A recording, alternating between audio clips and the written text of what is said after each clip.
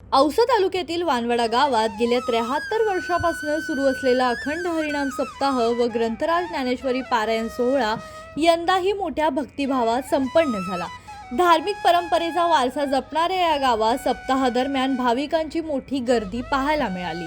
नरसिंह विठ्ठल रुक्मिणी मंदिरात पारंपरिक पद्धतीने काकड, हरिपाठ, गाथा भजन तसेच नामांकित कीर्तनकारांच्या माध्यमातून कीर्तनाचे आयोजन करण्यात आले होते। सप्ताहाच्या शेवटच्या दिवशी गावातून भव्य ग्रंथदिंडी काढण्यात आली।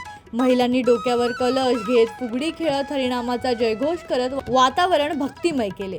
हरिभक्त पारायण देवीदास महाराज निवळीकर यांच्या काल्याच्या कीर्तनाने आणि महाप्रसादाने सप्ताहाची सांगता झाली। या सोहळ्याला गावातील मान्यवर पदाधिकारी व शेकडो भाविक मोठ्या संख्येने उपस्थित होते। वानवड्यातील हा पारंपरिक उत्सव प्रति पंढरपूर म्हणून ओळखला जात असून भक्ती आणि एकतेचा सुंदर संगम येथे अनुभवायला मिळाला।